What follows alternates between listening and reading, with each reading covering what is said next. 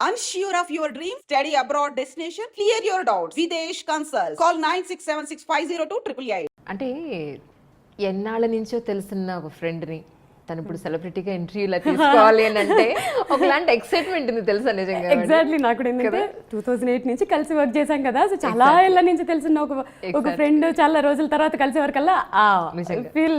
కానీ మిమ్మల్ని చూసిన ప్రతిసారి నాకు గుర్తొచ్చింది ఏంటి తెలుసా, మా టీవీలో very long back I think 10 years అయినట్టుంది, ఇంకా ఎక్కువైంది కదా. చక్కగా చక్కగా చీర కట్టుకొని బొట్టు పెట్టుకొని సంచి పట్టుకొని వెజిటబుల్ మార్కెట్కి వెళ్ళి మాలతీస్ డైరీ అది చాలా మందికి గుర్తుంది అబ్బా.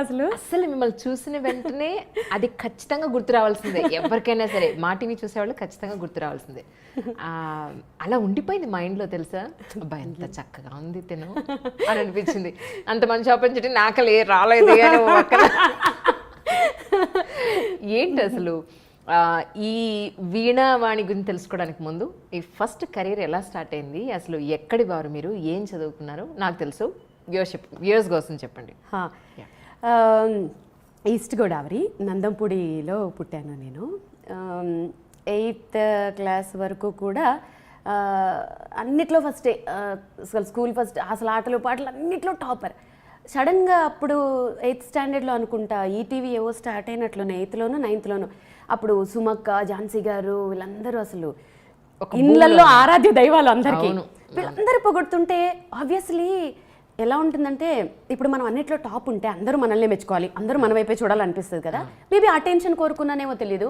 అందరూ ఇంట్లో వాళ్ళందరూ ఆవిడ ఎంత బాగా చేస్తుందో, సండేస్ అందరూ వస్తుంది, అది వస్తుంది, నేను ఎందుకు యాంకర్ అవ్వకూడదు, సో నేను యాంకర్ అవ్వాలి. ఒకటే స్లోగన్ ఉండేది, రాబోయే కాలానికి కాబోయే యాంకర్ని. ఇదే మాట. సో అప్పుడు మా మామయ్య ఉంటారు, రైల్వేస్లో చేస్తారు, నాగేశ్వరరావు గారు. ఆయన నన్ను, వాళ్ళకి ఆడపిల్లలు లేరు ఆయనకి, నన్ను బాగా చిన్నప్పటి నుంచి ప్యాంపరింగ్ అనమాట.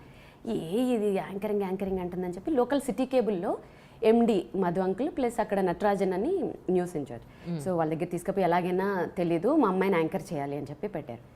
సో పాపం ఈయన మాట కాదని లేక వాళ్ళు అక్కడ 2-3 ప్రోగ్రామ్ లోకల్ సిటీ కేబుల్ ఏముంటాయి, అన్ని షోలు నేనే మొత్తం. స్కూల్ నుంచి వెళ్ళాలి, అక్కడ యాంకరింగ్ చేయాలి, పక్కనే మా సర్టిఫికేట్ కోర్సు అయ్యగారు సత్యప్రసాద్ గారి దగ్గర చేశాను, ఆయన ఇల్లు.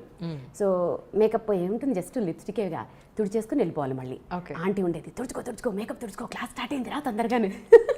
మా సార్ వాళ్ళ వైఫ్ రాజలక్ష్మి ఆంటీ, తుడుచుకో మేకప్ తుడుచుకో తొందర.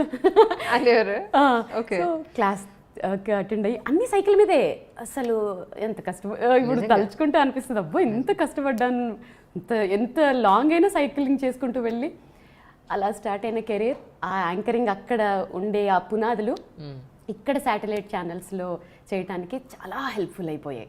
ఫస్ట్ అటెంప్ట్లోనే సెలెక్ట్ అవ్వడం మా టీవీలో, అసలు ఎక్కడ తిరిగి చూసుకోలేదు. ఇంకా ఎన్నాళ్ళు చేశారు మా టీవీలో? అప్పుడు కంటిన్యూస్గా 2002లో మా టీవీలో సురేష్ తేజ్ గారు ముందు చనిపోయారు కదా, సో వారు మా టీవీలో ఫస్ట్ ఉన్న డైరెక్టర్, ప్రేమతో అని మూవీకి షోకి తను నా ఫస్ట్ డైరెక్టర్ అనమాట. తర్వాత కన్సీవ్ అయిన తర్వాత బేబీ కొంచెం గ్యాప్ వచ్చింది. తర్వాత మిస్సెస్ ఏపీ కంటెస్టెంట్గా ఇది కూడా మర్చిపోద్దా. దాని తర్వాత 2006 నుంచి 2014 వరకు అసలు రోజుకి 3 ఛానల్స్ 4 ఛానల్స్ వర్క్ చేసిన రోజులు కూడా ఉన్నాయి. వెనక్కి తిరిగిన రోజులే లేదు, మీకు తెలుసు కదా. నిజం. చాలా మంది కింద కమెంట్స్లో అడుగుతున్నట్టున్నారు, నేను పెళ్లి చేసుకుంటాను. నేను మా వారితో అంటాను, ఏమండి కామెంట్ వచ్చింది, మా వారిని అడిగి చెప్తానని చెప్పు అంటారు.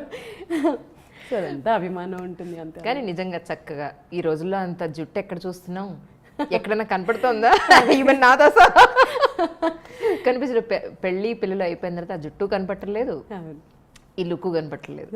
చక్కగా ఆ వీణ, ఆ బొట్టు, ఆ బొట్టులు, ఆ జడ సెట్ అయిపోయింది అంతే. నేను ట్రెడిషన్స్కి, మన హిందూ అంటే ఆచారాలకి, సంప్రదాయాలకి చాలా విలువిస్తానండి. దేవుడైతే ఏంటి, స్పిరిచువల్, వెరీ స్పిరిచువల్. మా అత్తమ్మ ఏం చెప్తే అదంతా, మాకు సంప్రదాయాలు బాగా ఎక్కువ. ఒక టాపిక్ వచ్చింది కాబట్టి ఒకటి చెప్తాను. మా అత్తమ్మ పెళ్ళైన ఫస్ట్ డే ఇంట్లోకి రాగానే చెప్పారనమాట, ఇంట్లో కొన్ని ఆనవాయితీలు ఉంటాయి. అదేంటంటే మాకు మట్టి గాజులు వేసుకోకూడదు, మేము నల్లపూసలు వేసుకోకూడదు, ప్లస్ పుస్తల తాడు ఎవరికి కనపడకూడదు, మంగళసూత్రం. మా అత్తమ్మ వాళ్ళు కొంగులు కప్పుకునేవారట. ఇప్పుడు ఈ ట్రెండ్లో అలా ఉండలేము, ఆబ్వియస్లీ కాలానుగుణంగా మరం మారాలి. అప్పుడు ఏం చేస్తానంటే నేను పుస్తల తాడు వెనక్కి పెడతాను. చాలామంది అనుకుంటారు నేను తీసేస్తానేమో అని. ఓకే, నో, వెనక్కి పెడతాను పుస్తెళ్తాడు. ఓకే. సో ఇలా అంటే ఏ జిల్లా వాళ్ళు మేము? తెలంగాణ, మెదక్. Okay okay. కానీ వాళ్ళ వంశంలో కొన్ని ఆచారాలు ఉంటాయి కదా. సో మా వంశంలో ఇవి అన్వాయితీలు. ఓకే. ఇది దిష్టి తగులుతుంది అలా చూపించకూడదు అందరికీ అను సంథింగ్ అది. So okay. మీది లవ్ మ్యారేజ్ అని చెప్పని విన్నాను, అవునా? ఎలా అసలు మీరు సన్నగా చక్కగా ఈ రోజుకి తిరుపతి లడ్డు ఎలా అసలు ఎక్కడ పరిచయం మీది? నేను ఇంటర్ నుంచి, నేను చిన్నప్పటి నుంచి సెల్ఫ్ రెస్పెక్ట్ అంటాను. నేను మా డాడీని వాళ్ళని ఇబ్బంది పెట్టకూడదు అన్నట్లు అనమాట. సో ఇంటర్లో ఉన్నప్పుడే క్లాసెస్ చెప్పేదాన్ని. నేను రైల్వే స్టేట్ 2nd ర్యాంక్ నాది, ఆర్ఆర్బి. సో జాబ్ వచ్చిందనమాట. సో ట్రైనింగ్ కోసం హైదరాబాద్ వచ్చాము. ఓకే. సో ట్రైనింగ్ తీసుకుంటున్నప్పుడు డాడీకి ఎక్కువ ఇబ్బంది అవ్వకూడదు అని చెప్పి క్లాసెస్ తీసుకునేదాన్ని, వీణా క్లాసెస్. సో మా హస్బెండ్ వాళ్ళ కజిన్ వాళ్ళ డాటర్ నా దగ్గర క్లాసెస్కి వచ్చేదనమాట. ఒకరోజు తన్ని తీసుకెళ్ళడానికి మా హస్బెండ్ వచ్చి చూసి నన్నే చేసుకుంటాను కూర్చున్నారు. ఎవరు ఫస్ట్ ప్రపోజ్ చేస్తారు? ఆయనే చేస్తారు ఆబ్వియస్లీ. మనకు అంతా అస్సలు అవి నచ్చేవి కావు అసలు. అస్సలు నచ్చేవి కావు. కాకపోతే ఏంటంటే నేను అందానికి ఇంపార్టెన్స్ అస్సలు ఇవ్వనండి. అస్సలు అందానికి ఇంపార్టెన్స్ ఇవ్వను. ఇవాళ ఉంటుంది రేపు పోతుంది అది. ఇప్పుడు ఇవాళ మా ఆయన తిరుపతి లడ్డులా ఉండొచ్చు, 1 year తర్వాత నేను అవ్వచ్చు. సో నేను ముద్దుగా పిలుచుకుంటాను తిరుపతి లడ్డు. సో అందానికి అస్సలు ఇంపార్టెన్స్ ఇవ్వను. ఆయన నేచర్ ఎలా అంటే, నేను ఇప్పటివరకు అలాంటి ఒక జెంట్ అంటే ఒక మగవాళ్ళలో చాలా రేర్గా ఉంటారు. అంటే ఒక భార్య ఎమోషన్స్ని అర్థం చేసుకుంటూ, లైక్ నాకు ఎలా కావాలో అలా, నాకేం కంఫర్ట్స్ కావాలో నాకంటే ముందు. ఇప్పుడు ఫర్ ఎగ్జాంపుల్ నేను ఇప్పటివరకు చెక్ పోస్ట్లోకి వెళ్ళాలనుకుంటే నాకంటే ముందు స్టడీ చేసేస్తారు. ఇక్కడ నేను ఏమైనా ఇబ్బంది పడతానా, దారిలో ఏమైనా ఉంటాయా వేసి నువ్వు వెళ్ళు అంట. అంత కేరింగ్, కంఫర్ట్ చూస్తారు. సో ఇప్పుడు అనిపిస్తుంది నా సెలక్షన్ తప్పు కాలేదు. ఆయన ప్రపోజ్ చేసిన వెంటనే ఓకే చెప్పేశాను, నో ప్రాబ్లం. ఇంట్లో ఏం ప్రాబ్లం కాలా? అయ్యాయి, అవుతాయి, ఆబ్వియస్లీ అవుతాయి. సో నేను పెరిగిన వాతావరణానికి ప్రకారం అంటే మాది అగ్రహారం. సో అమ్మమ్మలు వాళ్ళందరూ మాట్లాడుకోవడం ఏంటంటే, పెళ్ళైన తర్వాత ఆడపిల్లకి అత్తగారిల్లే మొత్తం, అత్తగారు మామగారే సర్వస్వం, పెళ్ళైన తర్వాత అటే ఉండాలి అనేవి విని విని విని ఉన్నాను. కాబట్టి ఇటే బెండ్ అయ్యాను. అంటే మగపిల్లోడు తల్లిదండ్రులు చూసుకోవాలి బాధ్యత, ఆడపిల్లని అత్తగారు వాళ్ళు మామగారిని చూసుకునే బాధ్యత నాది. సో 2 పడవల మీద కాలు పెట్టకూడదు లవ్ మ్యారేజ్ చేసుకున్నప్పుడు, ఎందుకంటే అది ఫెయిల్ అయ్యే ఛాన్సెస్ ఎక్కువ ఉంటాయి. అది ఎందువల్ల అనేది కొంచెం ఫేస్ చేసిన వాళ్ళకి తెలుస్తుంది. ఆ మెచ్యూరిటీ కూడా రావాలి, ఎంత చెప్పినా అర్థం కాదు. సో అందుకని ఒక పడవను వదిలేయాలి అనుకుంటున్నప్పుడు మన హిందూ ధర్మం ప్రకారం నా బాధ్యత ఏంటి, సో ఇటు మొగ్గి అటు వదిలేసి. బాధ అనిపించట్లా? బాధ అనిపిస్తుంది కొన్ని సందర్భాల్లో, ఎందుకు అనిపించదు కదా. కానీ ఆ బాధని చెప్పానుగా రీప్లేస్ చేసేసారు మా హస్బెండ్. ఎట్లా అంటే వాళ్ళ మేనమామ ఉంటారు, సొంత మేనమామ, పెళ్ళైన వెంటనే వాళ్ళని దత్త తీసేసుకున్నారు. అమ్మ నాన్న అని వాళ్ళనే పిలుస్తాను. మా అత్తమ్మ ఒక అమ్మ, మా కో సిస్టర్ ఒక అమ్మ.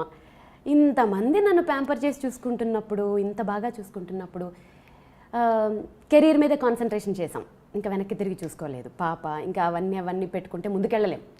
లైఫ్ ఎలా వెళ్ళిపోతూ ఉంటుందో వెళ్ళాలి అంతే. It's wonderful.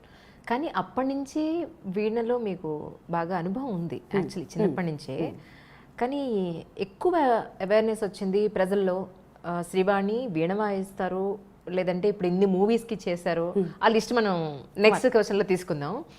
ఇప్పుడు ఇంత సచ్ గ్యాప్ ఎందుకు వచ్చిందంటారు? స్టార్టింగ్ నుంచి మీకు ఆ విద్య అయితే మీలో ఉంది, అవును, కానీ ఇంత గ్యాప్ ఎందుకు వచ్చింది మీ ఉద్దేశం? చెప్తాను. మంచి క్వశ్చన్ ఇది. గ్యాప్ ఎందుకు వచ్చింది అని అంటే, మనం ఏదైనా ఒక విద్య స్టార్ట్ చేసినప్పుడు సరస్వతి అమ్మవారికే మొక్కుతాం. ఆమె చేతిలో ఉండే వీణకి చాలా గౌరవం ఇస్తాం. ప్రాక్టికల్గా చూస్తే, ఈ వీణని డైరెక్ట్గా చూస్తే పర్సంటేజ్ ఎంత నేను చెప్పలేను, కానీ చాలామంది పీపుల్ ఒక బ్రహ్మ పదార్థం చూసినట్లు, అమ్మో అది మనకు అర్థం కాదురా, అదేదో ఇన్స్ట్రుమెంట్, ముట్టుకోవాలంటే కూడా ఏదో కత్తినో చాకునో ముట్టుకోవాలన్నట్టుగా ఫీల్ అవుతారు. అవునా కదా? అవును. సో అదేంటో బ్రహ్మ పదార్థం. దానివల్ల ఏమైపోతుందంటే అంతరించిపోతుంది, ఆల్మోస్ట్ అంతరించిపోతుంది. నేను ఒక 2008లోనేమో ఒక రియాలిటీ, ఒక సెలబ్రేషన్స్, మనం ఇప్పుడు చూడండి వినాయక చవితికి ఇప్పుడు స్పెషల్ ఎపిసోడ్స్ పెడతారు కదా, ఒక పెద్ద ఛానల్లో స్పెషల్ ఎపిసోడ్ పెట్టినప్పుడు అందరూ తల యాక్టివిటీ చేస్తున్నారు, నేనేం చేస్తాను, వీణ వాయిస్తానని చెప్పాను.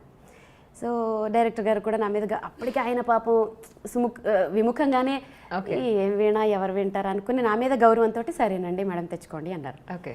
అందరూ డాన్సులు చేశారు, అవి చేశారు, ఇవి చేశారు. అప్పటికే సెట్ సౌండ్స్ తోటి దద్దరిల్లిపోయిన టైంలో నేను కూర్చున్నాను, వీణ పెట్టుకున్నాను. అప్పటికి ఇంకా నాకు మైక్స్ ఎలా సెట్ చేయాలి, ఈ ట్రాక్స్ ఏంటి, ఈ సౌండ్స్ మీద అంత అవగాహన లేకపోవటం వల్ల వాయిస్తూ ఉంటే అందరూ ఒక్కొక్క వికెట్ పడిపోతుంది.